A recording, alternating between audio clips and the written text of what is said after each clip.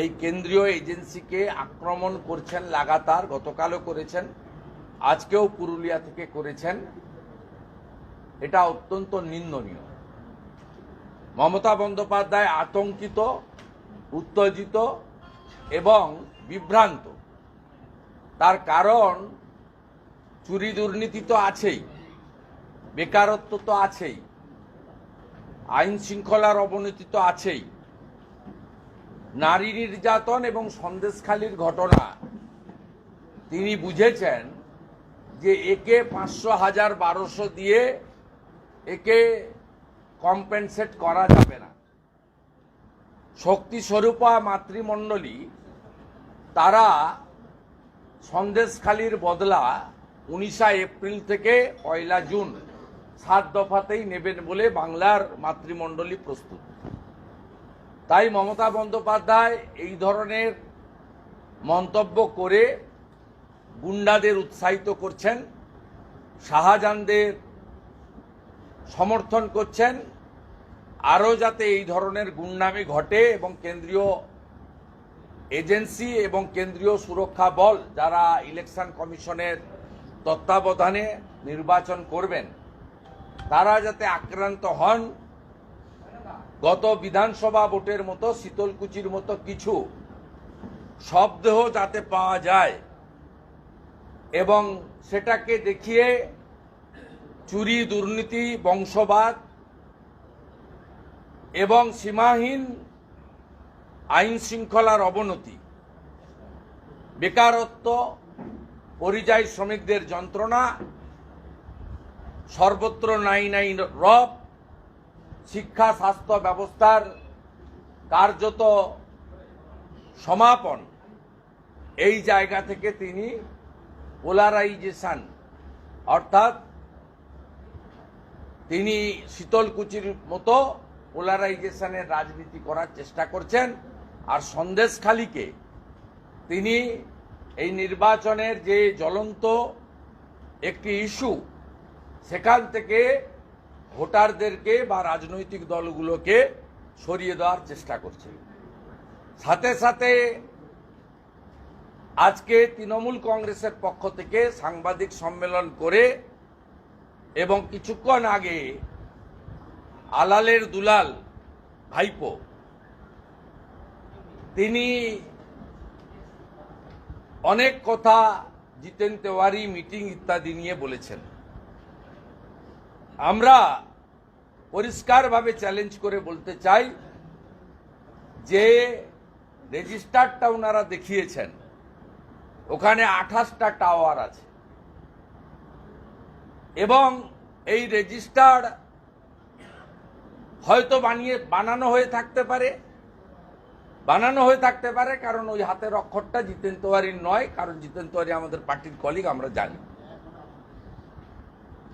শুধু তাই নয়, উনার কাছে নাকি সিসিটিভি ফুটেজ আছে। আমি এসপি এনআই এর সঙ্গে উনার জিতেন তেওয়ারির মিটিং এর ফুটেজ ডেট সহ এমসিসি ঘোষণা হওয়ার পরে, এমসিসির আগের কথা আমি বলবো না, কারণ ভাইপোর সঙ্গেও অপসারিত ডিজি, বর্তমান মুখ্য সচিব এবং পুলিশ এবং ব্যুরোক্রেসির বড় বড় আধিকারিকরা কামার স্ট্রিটে গিয়ে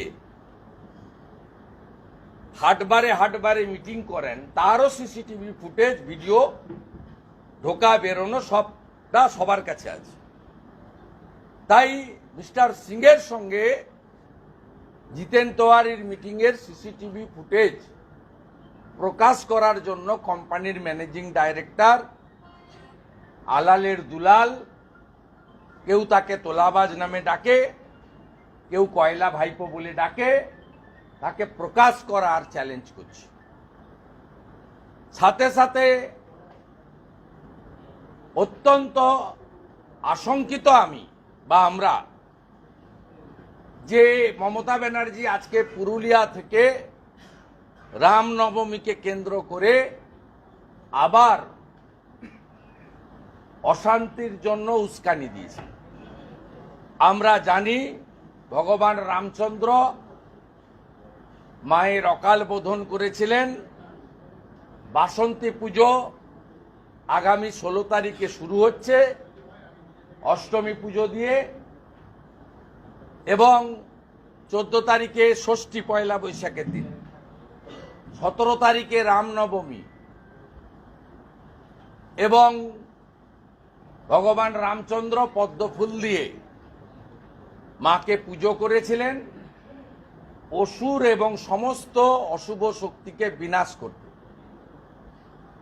মমতা বন্দ্যোপাধ্যায় গতবারে ঠিক একইভাবে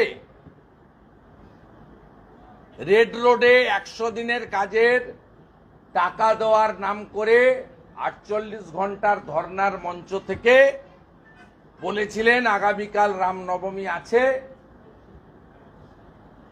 হনুমান নাকি আমরা নাকি সব জায়গায় বড় বড় মিছিল করব, মিছিলগুলো যেন মুসলিম এলাকায় না প্রবেশ করে।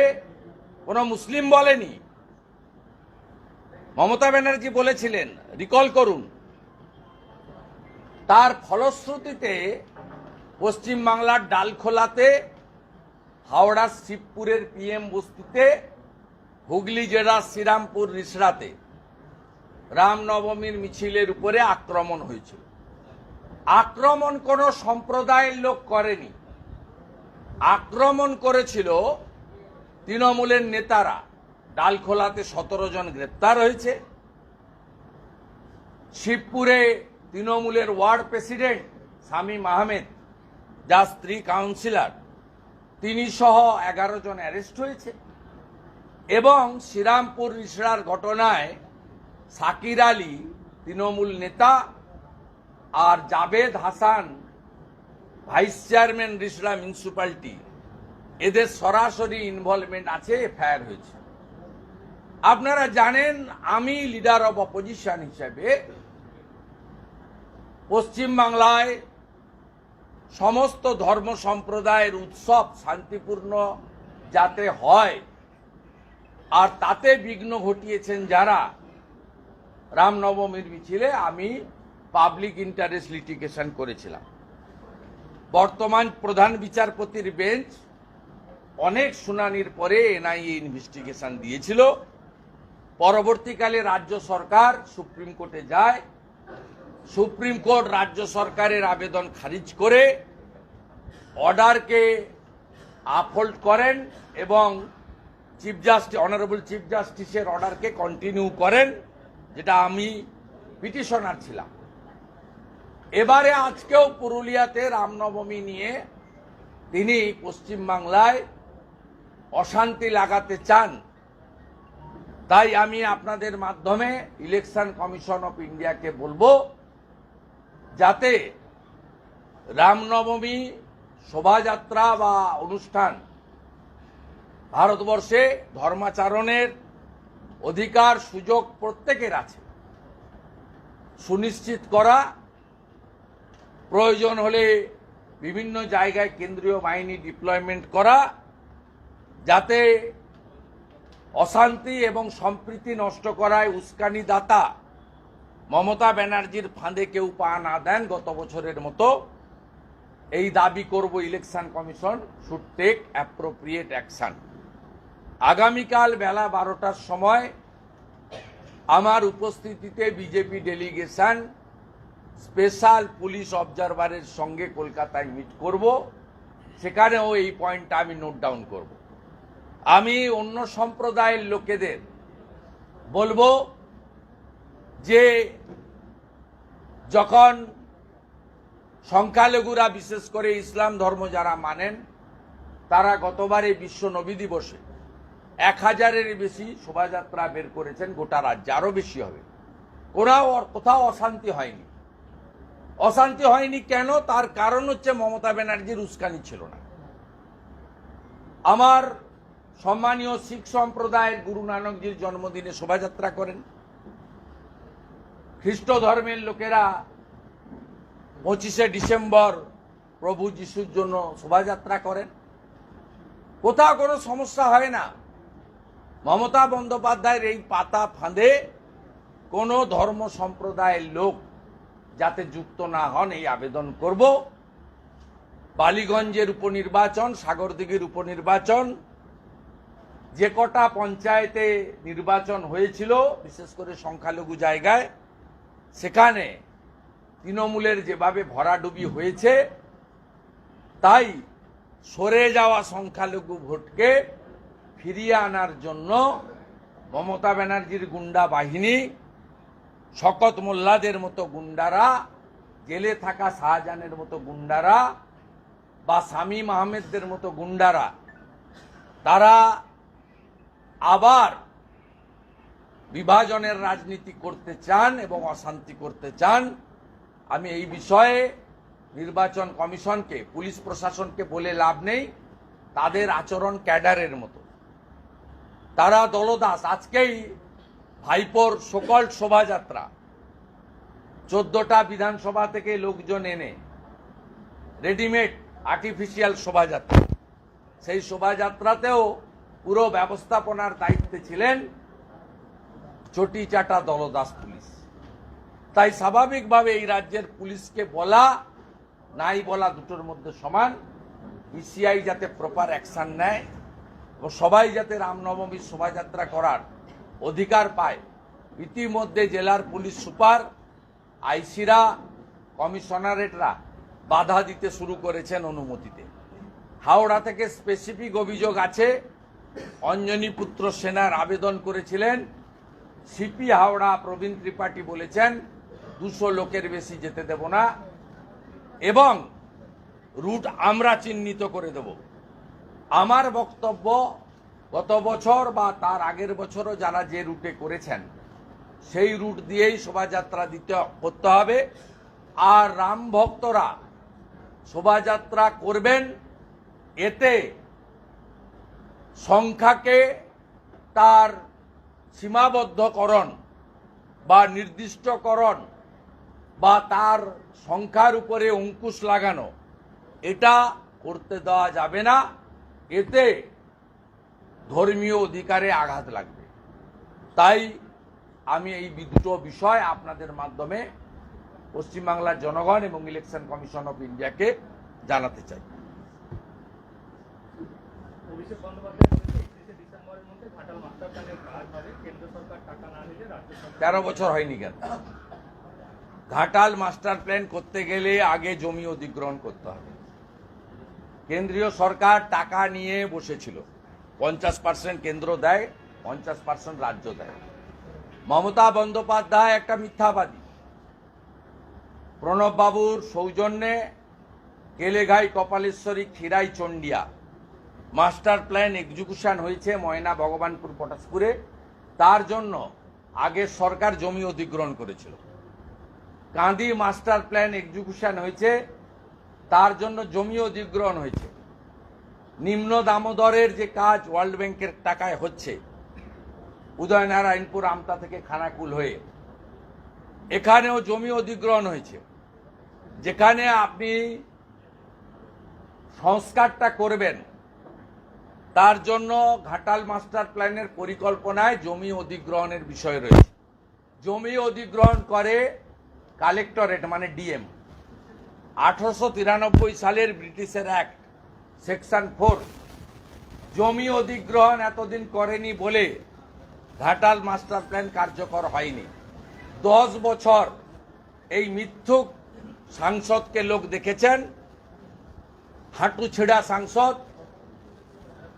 আমার তো লজ্জা লাগে যে কি করে সংখ্যালঘুরা অ্যালাউ করছে ইফতার পার্টিতে, যার দুটো টাকনু দেখা যাচ্ছে, মানে হাঁটু, কি করে অ্যালাউ করছেন আপনারা ভাতার জন্য? আজকে এই মিথ্যুক সাংসদ তার অকর্মণ্যতা ঢাকার জন্য কখনো পিসি, কখনো ভাইপো। আর গোটা এলাকার মানুষ জানে যে মমতা ব্যানার্জি মিথ্যা ছাড়া সত্যি বলে না, আর তার আলালের দুলার ভাইপো তিনি দুর্নীতি ছাড়া অন্য কিছু বুঝেন। আরেকটা বলেছে 2 মেদিনীপুর, হাওড়া, হুগলির কৃষকদের চোখে জল কেন? প্রধানমন্ত্রী বারবার কৃষক উন্নতির কথা বলেন, কৃষকদের চোখে জল দেখতে পাবে না। ওই মমতা ব্যানার্জির জন্য জল। 73 লক্ষ কৃষকের পিএম কিষাণ সম্মান নিধি পাওয়ার কথা।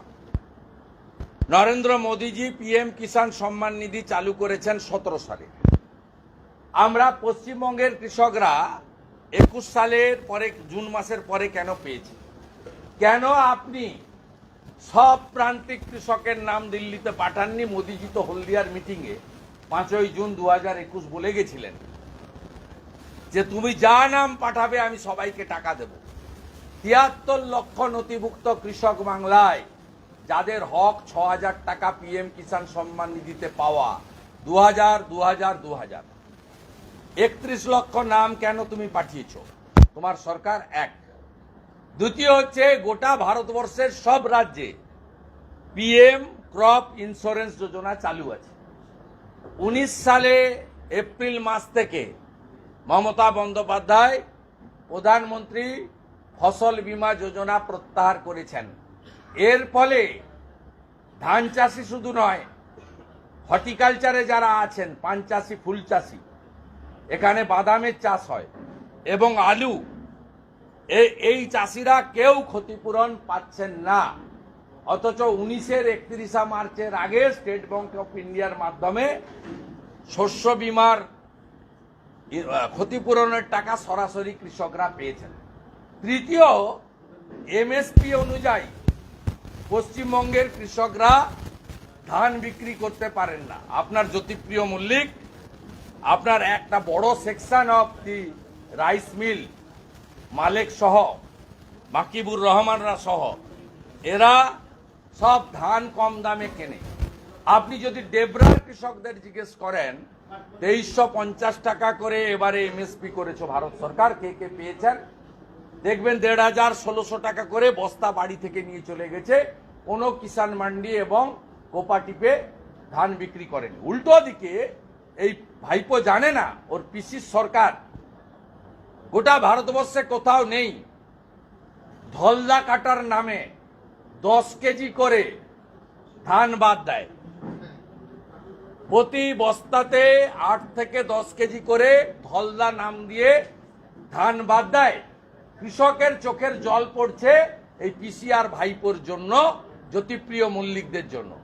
যেদিন এরা যাবে সেদিন কৃষকরা হাসবে। শুনে রাখুন ভাইপো, ডিজেল যে সমস্ত পাম্প মেশিনে ব্যবহার করা হয় গোটা ভারতবর্ষে, সেই ডিজেলে ভর্তুকি দেয় সেই রাজ্যের সরকার। উত্তরপ্রদেশ দেয়, পাঞ্জাব দেয়, হরিয়ানা দেয়, রাজস্থান দেয়, গুজরাট দেয়, মধ্যপ্রদেশ দেয়। শুনে রাখুন ভাইপো, ফ্রি ইলেকট্রিক পায় যেখানে ইলেকট্রিকে পাম্প মেশিন চলে জলের সেচের। গোটা ভারতবর্ষে একমাত্র পশ্চিমবঙ্গেই কৃষকরা পায় না। তাহলে কৃষকরা জানে তাদের যন্ত্রণা লাঘব একমাত্র বিজেপি করতে পারে, যেমন যোগী আদিত্যনাথজি করছেন, মোহন যাদব করছেন, ভজনলাল শর্মা করছেন, হেমন্ত বিশ্ব শর্মা করছেন। আর যারা ফ্ল্যাট বাড়িতে থাকে, প্রাসাদে থাকে, 1 ছটাক জল জমি নেই, কখন আপনার তলা ফেলতে হয়, কখন নিড়ানি দিতে হয়, কখন রোপণ করতে হয়, কখন ধানটা কেটে ফসলটা তুলতে হয়, কখন জলটা দরকার হয়, কখন সারটা দরকার হয়, এই কলকাতা, দক্ষিণ কলকাতার এই ফ্ল্যাটে থাকা লোকরা জানে নাকি? বড় বড় কথা বলছে। বোরো চাষ কখন হয় জিজ্ঞেস করলে বলতে পারবে? রবির ফসলগুলোর নাম বলতে পারবে? আমনে বীজ কখন মারতে হয়, রোপণ কখন করতে হয়, ধানটা কবে কেটে তুলতে হয় জানে? অতএব এদের মুখে সব কথা মানায় না। গাঁয়ের লোকের রাজ যেদিন ফিরবে সেদিনই কৃষকদের দুর্দশা মুক্ত। মুখ্যমন্ত্রী মমতা বন্দ্যোপাধ্যায় এনআইএ সম্পর্কে যে মন্তব্যগুলো করছেন, যেহেতু শেখ শাহজাহানের নাম ড্রাগস কেসে মমতা ব্যানার্জি গ্রেপ্তার দাবি করছে। এনআইএ কে আক্রমণ করা মানে বাবা সাহেব আম্বেদকরের সংবিধানকে আক্রমণ করা। এনআইএ কে আক্রমণ করা মানে হায়ার জুডিশিয়ারিকে আক্রমণ করা। ভূপতিনগরের কেস কে ট্রান্সফার করেছে? কলকাতা হাইকোর্ট করেছে। আপনি কাকে চ্যালেঞ্জ করছেন? উচ্চতর আদালতকে চ্যালেঞ্জ করছেন। আমরা কেউ বললে তো কোর্ট কন্টেম্প্ট হয়ে যেত। মমতা ব্যানার্জিকে কেন আদালত এত ভয় করবেন? কেন তার বিরুদ্ধে রুল হবে না? যেটা মহামান্য বিচারপতি নন্দীগ্রামের মামলাতে কৌশিক চন্দ্র মহোদয় 5 লক্ষ টাকা ক্ষতিপূরণ ওর কাছ থেকে আদায় করেছে। যে ভাষায় কাল থেকে আক্রমণ করছে এনআইএ কে, এটা দেশ বিরোধী কাজ, সংবিধান বিরোধী কাজ, গুন্ডাদের প্রশ্রয় দেওয়ার কাজ, আর সন্দেশখালী ইস্যু থেকে মানুষকে ডাইভার্ট করার কাজ। মুখ্যমন্ত্রী 2022 সালে বলেছিলেন ভূপতিনগরে চকলেট বোম ফেটেছিল, চকলেট বোম ফেটে 3 জনের মৃত্যু হলো, আর কত দলের নেতাদেরকে বাঁচাতে নিচে নামবেন? তো উনার দোকান কাটা, উনি আমার কাছে হেরেও মুখ্যমন্ত্রী হয়েছেন। এবং উপনির্বাচন কেন হয়? কেউ পদত্যাগ করলে বা কেউ মারা গেলে। শোভনদেব চট্টোপাধ্যায়কে কলার ধরে পদত্যাগ করিয়েছে ভবানীপুরে, একটা জ্যান্ত লোককে পদত্যাগ করিয়েছে, করিয়ে ওকে খড়দায় দাঁড় করিয়েছে। কাজল সিনহা মারা গেছিল, দিয়ে নিজে ভবানীপুর থেকে মুখ্যমন্ত্রী হয়েছে। অর্থাৎ তার যার দোকান কাটা তাকে বলে আপনার নিশীথ প্রামাণিকের পর লকেট চট্টোপাধ্যায়ের উপর আক্রমণ, এইভাবে যদি একজন প্রার্থীর উপর আক্রমণ, এর জন্য ইলেকশন কমিশনকে কড়া ব্যবস্থা নিতে হবে। দুদিন আগে স্পেশাল অবজারভার এসেছে, কালকে পুলিশ অবজারভার এসেছে। আমরা কালকে মিট করব এবং অ্যাক্টিভ করতে হবে ইলেকশন কমিশনকে। আমরা যা যা বলার করার তথ্য প্রমাণ সহযোগে দেব। এখানে কেউ প্রার্থীরা যেখানে সুরক্ষিত নয়, ভোটারদের সুরক্ষার তো কোনো প্রশ্নই নেই। আরো একটা বিষয় আর না, দাদা দিলীপ ঘোষ অভিযোগ করছেন, কুণাল ঘোষ অভিযোগ করছেন যে দিলীপ ঘোষই হারাবেন অগ্নিমিত্রা পালকে। আমি এই নর্দমার কিটের কথার উত্তর দিই না। নর্দমার কিট 8 থেকে 80 চোর বলে ওকে, আমি কখনো ওর প্রশ্নের উত্তর দিই না। দাদা আরো একটা বিষয়, অভিষেক বন্দ্যোপাধ্যায় বলছেন যে ঘাটালের যিনি প্রার্থী তিনিও গেছিলেন তার অফিসে, ঘাটালের হ্যাঁ ঠিক আছে, আমাকে বলে গেছিল 1 ডিসেম্বর 2020 শ্যামবাজারে ট্যাবলার বাড়িতে এখন যাকে গদ্দার বলছে পিসি, আর ও যাকে আমার বিরুদ্ধে বলছে, প্রতিটা মিটিংয়ে তো বাজনা, উত্তর থেকে দক্ষিণ পিসি। নাম ধরার তো সাহস নেই। নাম যেদিন ধরবেন সেদিন মমতা ব্যানার্জিকে কিভাবে উত্তর দিতে হয় আমি জানি। আপনাকে একবার হারিয়েছি, ভবিষ্যতে আবার হারাবো, প্রাক্তন মুখ্যমন্ত্রী করুন। হিরণ আমার যেমন পা ধরেছিল প্রশান্ত কিশোর ভাইপো, সৌগত রায়, সুদীপ বন্দ্যোপাধ্যায় পা ধরেছিল 1 ডিসেম্বর 2020। এখন যাকে কালো বলছে তখন তাকে বলেছিল হিরে। ছাড়বেন না, আমাদের সর্বনাশ হয়ে যাবে। ঠিক একইভাবে অজিত মাইতি খড়গপুর লোকালের না পিংলার এমএলএ, তাকে দিয়ে হিরণকে ডেকেছিল। হিরণ যাওয়ার আগে আমাকে ফোন করেছে, আমি বলেছি কি বলছে শুনে এসো। ওটা তো পার্টি অফিস না, Camac street office, personal office, অনেক আগের কথা। হিরণ শুনেছে, শুনে বেরিয়ে এসে হিরণই ভিডিওটা আমাকে দিয়ে রেখেছে। ওখানে ভাইপো যা যা বলেছে ওটাও আমি লিক করে দেবো। ও সিসিটিভি যেদিন ফুটেজ লিক করবে সেদিনকে ওই মিটিংয়ে দেবের বিরুদ্ধে কি কি বলেছে হিরণকে, সেটাও আমি পাবলিকলি করে দেবো, বের করতে বলবো। আজকেও আবার অভিযোগ করছে যে কেন্দ্র বাড়ি তৈরির টাকা দিচ্ছে না, ডিসেম্বর থেকে রাজ্য বাড়ি তৈরির টাকা দেবে। ডিসেম্বর থেকে টাকা দিবে কেন? কোন ডিসেম্বর? চলতি বছরের জন্য। মানে ভোটটা হওয়ার পরে? হবেনি, ভোট হবে না, ভোট কেউ দেবে না, ভোট কেউ দেবে না। সবাই চাইছে এই পাপ মুক্ত পশ্চিমবঙ্গ। 2 কোটি বেকার চাকরি চায় সবাই, কৃষক ফসলের দাম চায়, সবাই চায় চাকরি দিন। 2 কোটি বেকার, 50 লক্ষ এই ডেবরা, দাসপুর, ঘাটাল, পিংলা, সবং সব বাড়ি ছেড়ে চলে গেছে যুবক ছেলেরা, 28, 30, 32, 35। বাড়িতে কম বয়সী স্ত্রী, ছোট বাচ্চা আর বৃদ্ধ বাবা মাকে ফেলে দিয়ে কে তামিলনাড়ু, কে গুজরাট, কে মধ্যপ্রদেশ।